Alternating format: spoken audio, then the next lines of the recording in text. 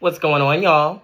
I'm Wyatt, one half of Divide and Kiki, and today we're going to get into episode 1, season 17 of The Real Housewives of Atlanta.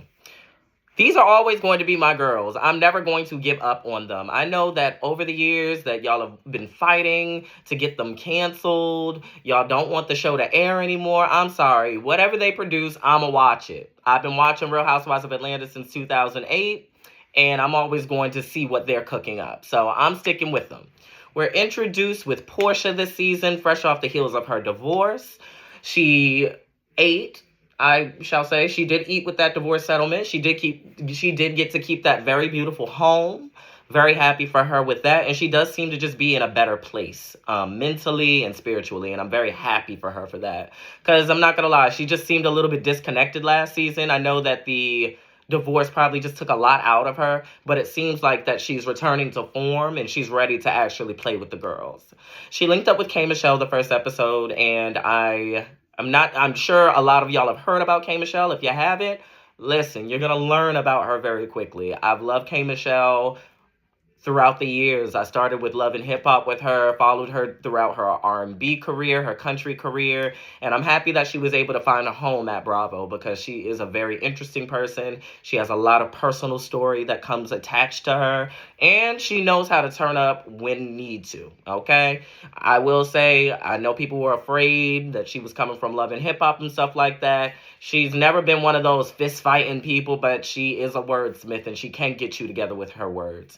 One thing that I did want to comment about, she in that first scene, she was talking to Portia, and she was upset about how Atlanta had perceived her over the past few years, how she's been looked at, how her cast members from other shows treated her, and how that has fueled anger within her. And let me tell you something, K Michelle. Let me tell you something, K Michelle. Not for nothing. One second. Not for nothing, girl. You're completely vindicated. You don't have to be angry. Everything that you said on reality TV about any cast member that you were with or anything about your personal story, it did end up to be true. Like them Love and Hip Hop people. Rashida wanted to be all hooting and hollering about K Michelle saying she was lying about abuse just for that same man to be on a reality show and choke out his wife live on air. Like, very much so, she was right on that part. K Michelle was right about Rashida not making any good music. She don't. K Michelle was right about Mimi and the whole sex tape situation. She was right about that. That was faked.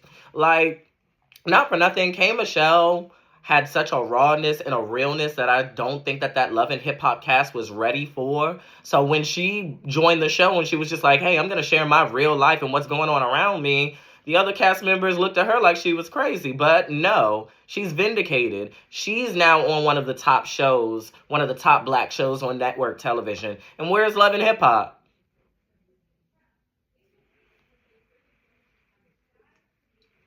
Where's Love and Hip Hop? And that's why K Michelle should not be upset.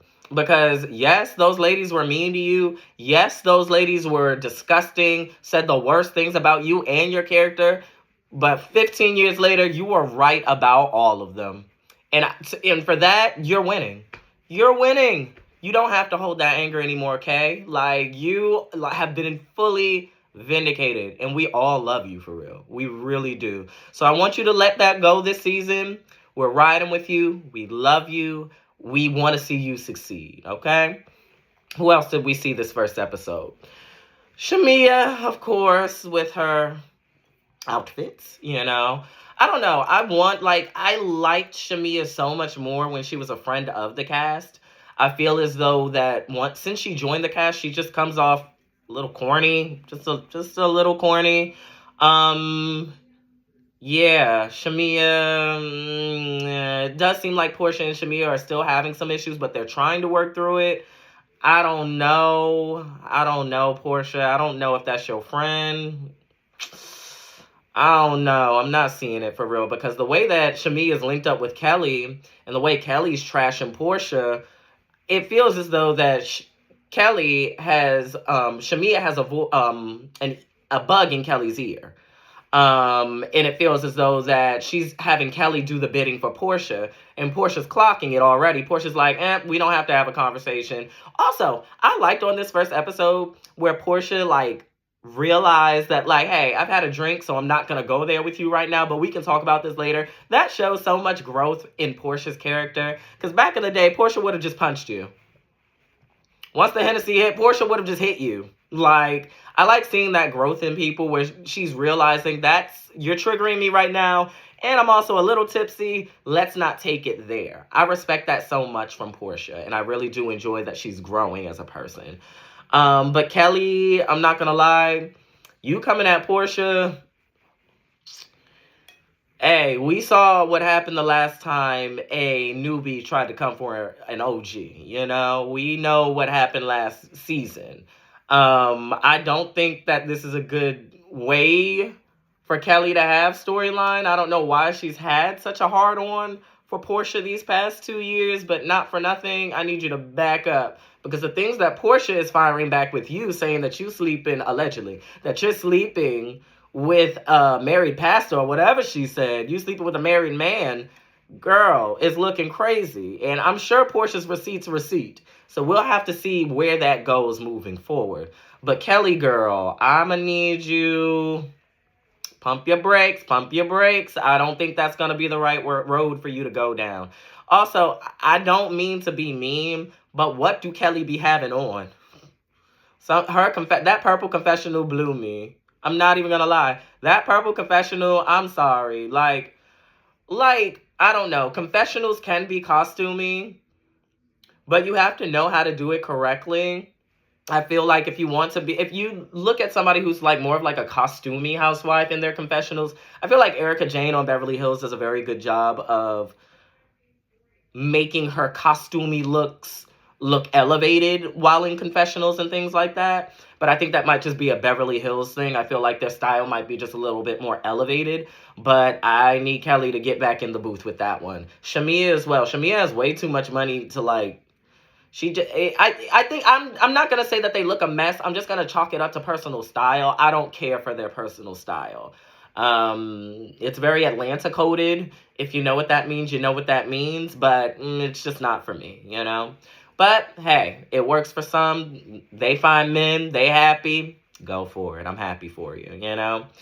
Who else did we see this first episode? Drew Sidora. Drew was funny this episode. Drew mocking Shamia. Drew is such a catch-22 for me, because she is wrong a lot of the time, but she's so funny where, like, I kind of just ignore it. Because the way that she was whacking Shamia about her YouTube apology, look, I'm Shamia, and I'm sorry. And I'm sorry because I'm from Decatur. I don't know what I'm sorry for, but I'm sorry. Like, I'm not gonna lie, Drew, that's why Drew thrives on this cast. She's funny. She's funny, so her little antics that gets on people's nerves, she'll clean it up with a funny line a few scenes later, you know? Drew is one of those girls where I do enjoy her. She is getting caught up with some lies that are coming out, like that situation that happened with Angela and Phaedra last season. Phaedra did, who was it? Was it Phaedra who clocked Drew to basically say that she felt as though Angela was lying about those receipts, or she didn't agree with the way that those receipts were being pulled? She was found to be in a lie, but that joke she said about Shamia, I'm not even thinking about it right now. And let's actually let's jump into Angela. I'm not gonna lie, I love Angela. The problem with the Angela Phaedra thing is Phaedra lies all the time and has lied about this story, but also Angela's receipts weren't receipting the way that they needed to receipt. So honestly, I don't care about this storyline anymore. Phaedra, you're a liar. Angela, you don't have good receipts. So we're never really going to get to the bottom of what actually happened. Do I believe Phaedra was gossiping about Charles and Angela? Yes, because she was being shady when Angela was introduced to the show. Oh, I know Charles. I didn't know he was married. Like, stuff like that. Like, you knew you were shading that girl from the very get-go, and Angela caught it. Now, do I think somebody else had something to do with those messages or those pictures and stuff like that? Yes. Do I think it was Phaedra necessarily? No. Do I feel like she gossiped with these people who did X, Y, and Z? Yes. Do I feel like Phaedra was the one that gave the receipts? No. I feel like Phaedra knew that Charles was probably philandering at some point, but she wasn't the main, like, she wasn't the one to start the story. And that's how I feel about that. That's how I'm going to leave it, you know? Angela, I do want you. I'm not going to lie. Angela, I know Charles loves you, but sometimes it feels like Angela's begging for affection, and it's getting a little cringy. I need Angela to get up on her own too. Like, not for nothing. It seems like Charles is right behind her for everything, but it doesn't seem like he's one of those lovey-dovey, come here, baby type of guys. So for Angela to keep wanting that, I don't think that that's ever going to happen.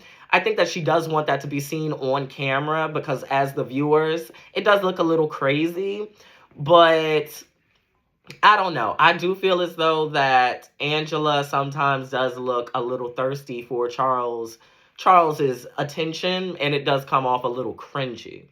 So I don't know what we're gonna do about that, but hey, I do think that Charles is very much so a supportive husband. It does seem like he's working a little bit harder to seem like he wants to be around this first episode. I liked how him and K Michelle were having a little kiki the entire night, because I feel as though that K Michelle low key doesn't want to be around a bunch of the cattiness that's going on, because she did that for 10 years on Love and Hip Hop, and that's why she got up to go and hang with the guys and stuff like that, because she's just like, I'm triggered. I've been through this before. I'm not going to put myself back in this yet. I feel like she will get activated once she figures out how to navigate this group of women. Also, she was funny as hell when she got up and said, what'd she say about Shamia? Shamia got a mohawk on, somebody in a white wig playing the harp, this person arguing over here. She was like, this feels like a Tyler Perry film. That was funny, because not for nothing, that is a Tyler Perry film right there, baby. Some drama at the table, some baby mama drama, some cheating drama, somebody random in a bad wig over here. That is a Tyler Perry original. She ate that up. And that's why she's going to be here to stay, because she's witty and she's quick on her feet. And y'all just have to see how she gets when she's activated, because she's a wordsmith. I'm not going to lie. I'm still quoting reads from her from 15 years ago. Like, not for nothing, there is not a week that goes by where I don't say, tell Kirk and his 3 earrings I said hello. There's not a week that goes by that says Rashida got bags, a man's a girl, all over the world. Like, not for nothing, she has said things that stay on me. What are some other things that K Michelle has said that is like the funniest things in the world? And she's an elder talking about with her legs in the moon with the pins on. Who want to see that? Like, she is going to be here to stay. And if I'm hearing it correctly, allegedly, with Nene coming back next season, oh baby, let me tell you something. We are in for a treat, so stay tuned. We have to stay tuned. Ciao. Listen, let's get into Pinky. Miss Pinky girl. We didn't see much of her this episode, but we know a lot about her, okay? I'm not gonna lie. I want to like her, but the rumors and the scandals surrounding Slutty Vegan, that has preceded her. I heard about that first. I heard about the issues that the workers at Slutty Vegan had in Atlanta and other various locations, and how they weren't being paid and things of that nature. So when I have a housewife come up and say, "Oh, I'm a boss. I have this business worth $100,000. I do this, I do that. I'm Atlanta royalty." But the rumors are saying that you don't pay your workers. I don't want to hear all of that until them workers get their last check, boo. I don't want to hear that, you know? Like, we got to figure it out. And not for nothing, the press is saying that you had to file for bankruptcy, girl. You've lost your house because of said bankruptcy, girl. It's looking like it's not looking good. Like, that's going to be in the back of my mind watching this season play out. You touting yourself as this high-profile person in Atlanta when Atlanta knows you, and a lot of it isn't a good story, you know? So hopefully that you being on this show now will lead to some vindication on your end. Maybe some more understanding from what happened on the back end would be appreciative. Because it just doesn't look good. It doesn't sound good, you know? I'm always gonna go up for the workers, for the little guy. I don't care about what the CEO is saying if the little guy can't pay their rent because they're not getting paid, you know? So it's gonna be interesting getting into her. I'm not gonna lie, I do like her demeanor. I do think that she comes off like a very fun and personable person. I do think that she's gonna be on the losing side this season because I feel like she is linked up with Shamia and Kelly over on that side. But I'm gonna have to see. I want her to stand on her own too and see if she can achieve what she needs to achieve. But that's it for Pinky. A little bit more for Drew Sidora. I did not like how she was shading K Michelle in her music career as if K Michelle doesn't have Soul Train awards, doesn't have Image awards and things of that nature for being an R&B artist. Like she don't have top 10 Billboard artists. Like she don't have number one singles on the R&B charts. Like I think of K Michelle before I think of Drew Sidora when it comes to singing any time of the day. I'm not even gonna lie. I think of K Michelle for some reason more when it comes to acting than I do for Drew Sidora. Because I'm not gonna lie. I'm not gonna even lie. When Drew was on the game, I was like, oh, cool, Drew Sidora. But I always said to myself, I don't think she's famous enough to be playing herself as a famous person. Because at that point, I was like, okay, I know you as a guest star on like That's So Raven and Wizards of Waverly Place. I don't know you outside of that. And then she joined the game as big celebrity Drew Sidora. And I was just like, I don't see her as a big celebrity. I know her face because I grew up watching Disney Channel. Like I grew up watching those type of shows, but like I never saw her as like a Meryl Streep or anything like that, you know? So I don't know. Her Drew being shady about that, not really liking it. Drew does have a nice voice, but it's just when I think of music, I'm always going to think of Kate Michelle above anyone on this cast, honestly. Like, that's just what it's going to give. Um, but I didn't like that shade. People are saying that Kate Michelle is starting it, but I don't see it that way. I feel as though that, like, Drew kind of started it by shading Kate Michelle. But we're going to have to see. I don't think that. I think it's just chopped up and edited in a way where we're not understanding where the shade is coming from. So I want to give us maybe 3, 4 more episodes to see where they're coming from, why they're being shady towards each other. And then we can move forward and pick our sides then. But for right now, I'm going to be on side K Michelle because Drew is being very delusional about her music career, okay? Phaedra, of course she didn't say anything. She's a confessional gangster, as I've always said. I don't know. I don't get the appeal of Phaedra, because not for nothing, Phaedra is still like living off of that one read from 10, 15 years ago. And it's like she hasn't really given us anything past then but lies, deceit, and messy storylines and shady acts. So I'm just like, okay, Phaedra's here, cool. I feel like Cynthia talked more this episode than Phaedra did, and Cynthia is the friend of. Also, I like the role that Cynthia plays, and I like that Cynthia likes being a friend of the cast, because I always do enjoy just seeing 50 Cent there. Well, she might be 60 Cent at this point. Yeah. I've been watching Real Housewives for a long time. She might be near 60 at this point. But I do like watching Cynthia and how she's kind of like the mother hen of this group. It's just like, all right, child, I've been here for a minute, child. Let's talk about it, child. How you going through it, child? Let's talk about it, child. I do feel as though that she knows how to keep the story going. And I'll put Cynthia as a pillar of this franchise. I feel like Cynthia is a pillar of this franchise. She knows how to navigate it. She's not the most like rah rah rah person, but she's always been someone who knows how to play the game, and she's always played the game well. So I love, love, love seeing Cynthia on my screen, even if it's just in a friend capacity, even if she's just here to move the storyline forward. I do enjoy that. Am I forgetting anybody? We went through Cynthia, Phaedra, Pinky, K Michelle, Portia, Drew, Shamia. I think we gathered everybody. I am very excited about this season going forward. Portia is hilarious for bringing her rent-a-man this first episode just to be with her butch lesbian for the rest of the season. I'm not gonna lie, we gotta all start living like Portia. We all just gotta start living like Portia. Just start doing anything. Do what feels good. Do what is on your heart at the time. If I want to be with a man tonight filming, I'm gonna get that man to film tonight, and we gonna have a good time. But if I want to be with my butch lesbian tomorrow, I'm gonna be with my butch lesbian tomorrow, and that's just how we gonna do it. Okay? Like, I love Portia. Like, y'all can never get me to hate Portia, okay? That's my girl.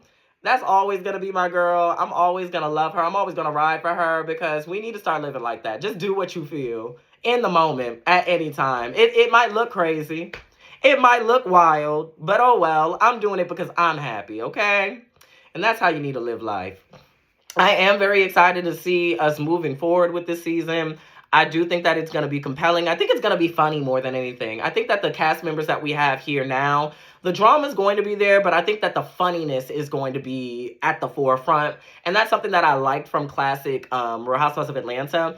It wasn't necessarily the drama that drew me in. It was that Nene, Kim, Sheree, all of them were just hilarious. Like, their one-liners were just funny. So I feel as though that we're moving back into that direction with this cast, because I'm not going to lie, they had me cracking up for about 20 minutes straight. Like, there was always something that was funny that was said. And I'm glad that we're returning back to form to that, because I'm tired of the dark seasons. Let's have a nice light season where we have a little bit of drama, we throw a little bit of shade. Not everything got to be a big scandal or a mess. Sometimes we can have a light season with light drama, with some light shade, and it'll be okay. I feel like this is going to be a good reset season, because I feel like big things are coming for Real Housewives of Atlanta for the next season. And with that, I'm going to see y'all next week. I really enjoyed this episode. And yeah, cheers to y'all.